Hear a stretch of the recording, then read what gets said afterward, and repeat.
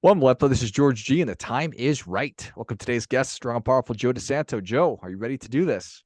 I am, George. Thanks for having me on, man. Okay, Appreciate to have it. you on. Yeah. Joe is the owner of Play Louder. He's a fractional CFO, consultant, and authority blogger. He's working to help individuals and business owners navigate their finances, increase their net worth, and plan for the future. Joe, tell us a little about your personal life, some more about your work, and why you do what you do.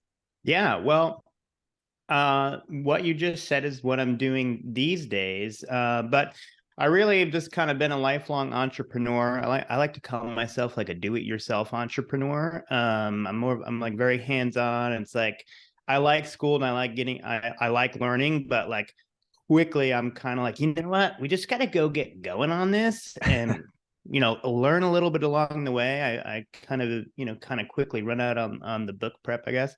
Um, and that led me to in my what I call previous life is owning production and post-production companies in Los Angeles. I was actually a photography major, believe it or not, in college. Always loved business and finance though, and always wanted to own my own business. So I was always on this road of like, I want to pursue my creative interests, but I also want to like own a business, start a business at some point. I ended up finding the perfect place to merge all my interests in the industry of production and post production, and luckily saw my dream through of owning the business. Got that going when I was about 30, and also invested a lot along the way. Like part of what actually helped me to be good at business was adopting a good personal finance sort of regimen as a young person. Like I didn't have any like finance training. I wasn't a CPA, or I'm not a CPA. I didn't go to school for that. I was, like I said, more of a creative person who liked business. But I started tracking my own finances and paying attention to that mainly out of fear because I was going into debt, in my after college and early 20s. And I was like, God, this is it's not going to be fun, but I got to like really pay attention to this. But it really helped me to get a good sense of how to run finances, and I started to see that really, your personal financial life is very much like a business. I mean, it's money in, it's money out. You need a net profit at the end of the day. If you don't have one, you have to reassess the business of you and how it's going, and you have to have a plan. So working on that just from my personal life really helped prepare me for owning a business, and I ended up doing a lot of tasks, but one of them was managing the finances of the business. I was the CEO and CFO. And what happened was is everything went well, it was going great, but we had a child. Not that that's a bad thing, but having the child really forced my wife and I to kind of reassess our lifestyle. Like we loved working, we loved the business. That was like my first child was the business. But once we had the real child, we were like, wow, man, we had, kids take up a lot of time, and it's like, if you want to we wanted to do it as best we could. And we felt like our lifestyle of like working so much really wasn't lending itself to being the best parents we wanted to be. So as crazy it sounds, we came up with this like cockamamie idea, to blow up our life, like just redefine how we were doing it, try to figure out how to work less, have less stress so we could have, a more balanced family life. And we ended up moving. We did what I like to call, we retreated to cheaper ground. We moved from California to Florida. And luckily, both being entrepreneurial, but also being very personal finance minded and investing minded, we did pretty well for ourselves. And we created a nice nest egg. Even though we were only in our early 40s, we were generating some income from our investments, and we're like, perhaps we can figure out, and this was part of our goal. Can we figure out like a less stress, like I said, less time commitment work, but also, so make it kind of part-time, but also make it mobile, because we did want to do some more traveling and kind of like, unchain ourselves from the having a brick and mortar business and all that. And we managed to figure that out. And now I do this, fractional CFO work. I've kind of took the one area of my business that I used to do, and I've turned it into my gig basically. And that's how I make, that income, that extra income from work that we have. I kind of call myself semi-retired now because I work part-time. But we also decided to start the blog and just kind of, I've become an evangelist now for like, taking your personal financial life seriously, understanding that like, no one's going to do it for you. I really, tell people you need to treat your personal financial life like a business. You need to take it seriously. You need to have a plan. You need to have goals. You need to know where you're headed and how you're going to get there, just like a business does. You plan it out on paper, do your best to execute your plan, and you adjust for, things that come up along the way. So it's a different mindset, about your personal financial life, but I think it's important. It's worked for me. And so one, with my current clients, who a lot of them are business owners, I kind of start helping them with their business, and then I say, why are you doing this? I mean, you're doing it because of your passions and so on, but you're also needing to eventually set yourself up for your life down the road. That could be kind of retirement. That could be like a financial independent state. I call that like act 3 of a 4-act life, where you kind of downshift to like a low, less intense work life and a little bit more, life oriented life, especially after you have kids. So you want to have all these choices. And the only way you have choices is to be prepared and, have a goal that you're working towards. I love it. Love how you described yourself early on as somebody who loves learning, but you just want to kind of roll up your sleeves and start doing the practical work and maybe get away from the books quicker than most. And I credit you and your family for taking a big step back and saying, you know what, this is great what we're doing, but we sort of want to make it different. And what would that look like? And where can we make this happen? And then you actually did it. Yeah, it's tell you what, it wasn't easy. I have to say, changing your life in such a fundamental way is just like it's like a logistical challenge, even beyond like the massive emotional and mental challenge. And you have a lot of like kind of worries and regrets. Am I doing the right thing along the way? You have to kind of stay on this course. And it was a fascinating experience. It still is.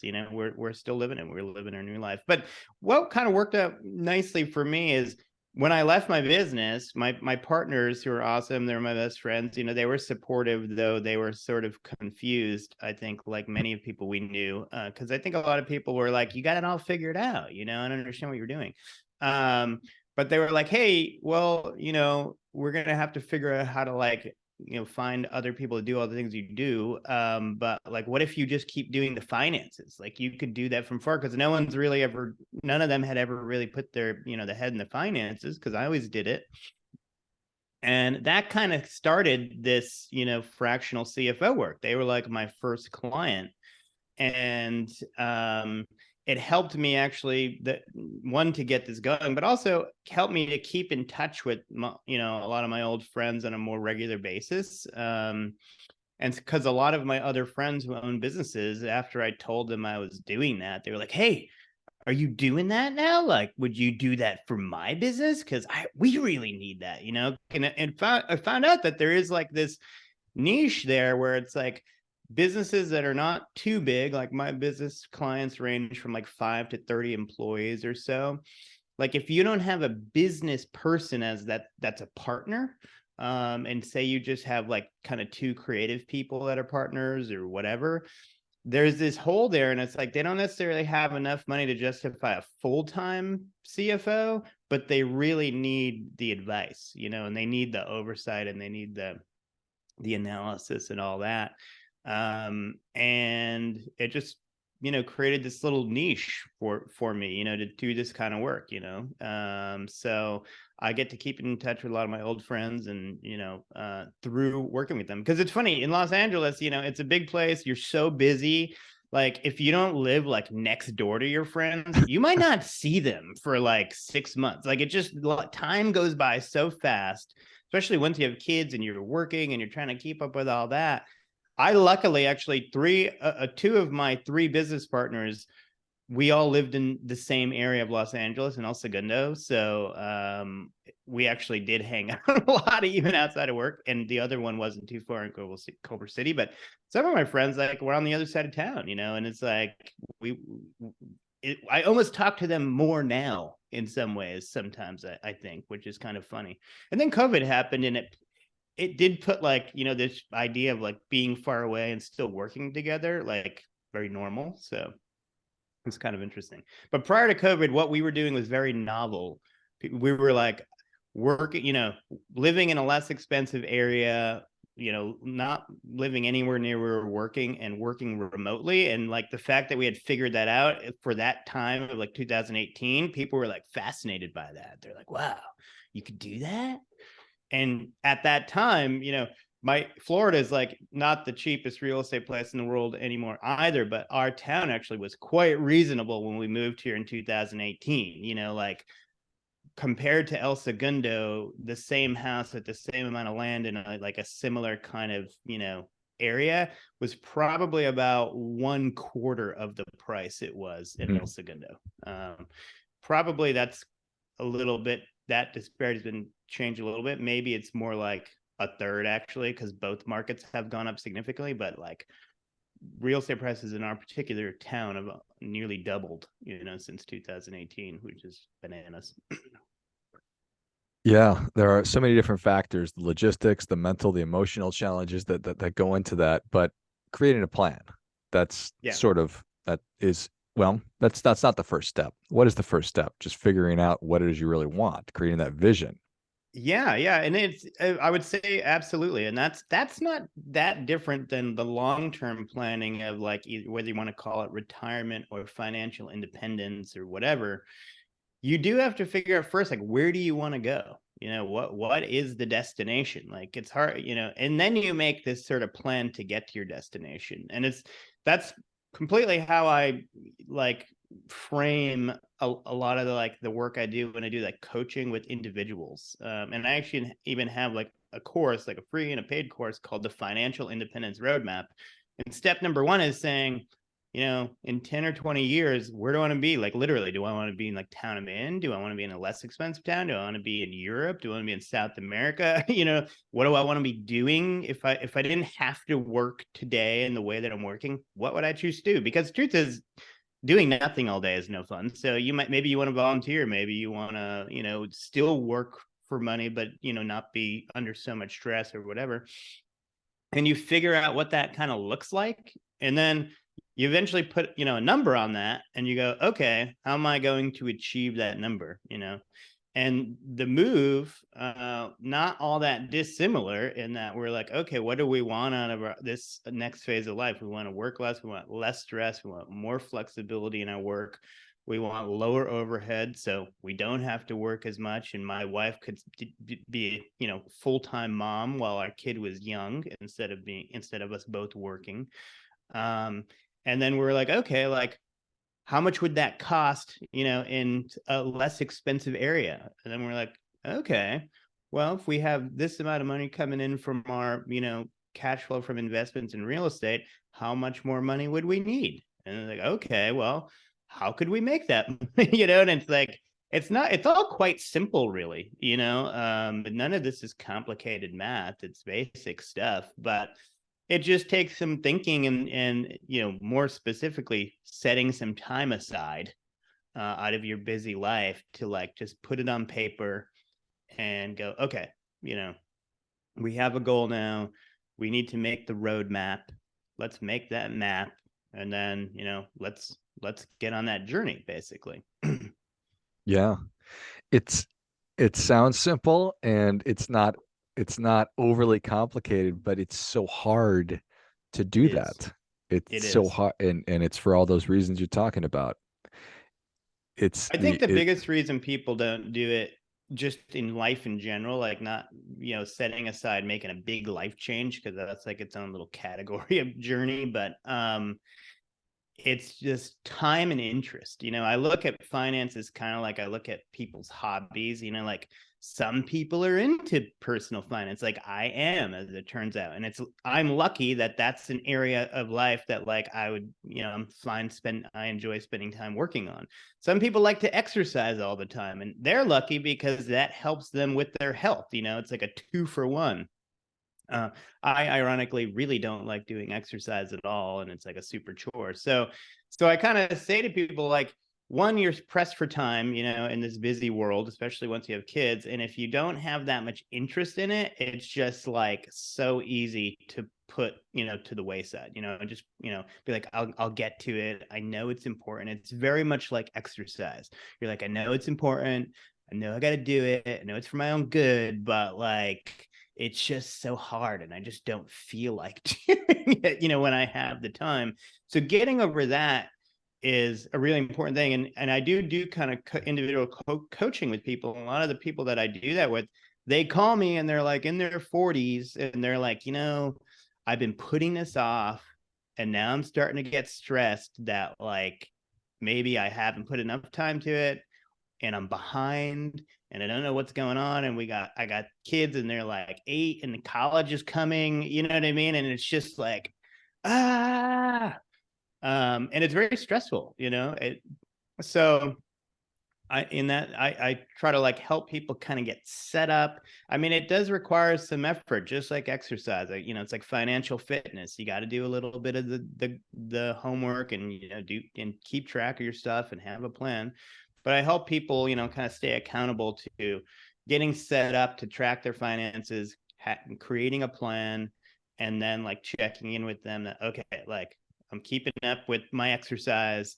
I look at my results versus my plan and I see if I'm on the right track. And all that doesn't have to take that much time, in your life, but you'd be surprised. Like 20 years can go by and like you just like didn't do a couple Saturdays, worth of work for whatever reason. But time just goes by, And then if you're not prepared, I tell you what, when you're older, you think you're going to work forever, you know what I mean? Or you're going to continue to love what you do, but things change, you know what I mean? Or you might get aged out of your work. Like we worked in advertising and television and so on. And you see people get aged out and just kicked out of their jobs for younger, cheaper people all the time, right? Some of them are prepared for that. Some of them are not. So like, you got to be prepared for like what's coming in life. And it might be that, it might be just, you just like get tired of it, and just like, I just want to stop. Like, I'm not happy anymore. I want to do something else. I want to like pursue a passion. I don't like my job anymore, whatever. You want to be prepared to be able to make those changes, and have those choices, so I that's the love it. fun way to look at it, having choices versus just like, preparing for retirement, which is like 30 years from now. Like, why am I worrying about that? Um, so I think that all Yep. makes sense. Being prepared for retirement is not a super exciting and compelling thing, but being able to Yeah. have choices when you are older and to do the things that you want, that very much is. So I Yeah. appreciate that. Well, Joe, thank you so much for coming on. Where can people learn more about you and how can they access the financial independence roadmap? Yeah. My website is the number one place, playlouder.com. My slogan's work smarter, plan better, play louder, and on the website, truth be told, you can get all the information I have in my courses for free if you, fish through all of the articles and, kind of read it piecemeal. What I do with the courses is really just kind of distill the most important things. And then in there also, I give spreadsheets, to do some calculations and map things out, stuff that I created for myself that really helped me. And then also like I give guidance on getting up with, tracking your finances and some, head start items in there for that as well. So the course just basically saves you a bunch of time, which is, why it costs a little bit of money. But you can go the free route or the paid route on my website, but the information's all there either way. Love it. If you enjoyed this as much as I did, show Joe your appreciation and share today's show with a friend who also appreciates good ideas, go to playlouder.com and take advantage of all the great resources that Joe has on the site and check out the Financial Independence Roadmap. Save yourself time and gauge your interest level in doing this and to find out if there's an opportunity to work with Joe. Thanks again, Joe. Cool. Thanks, George. Appreciate it, man. And until next time, remember, do your part by doing your best.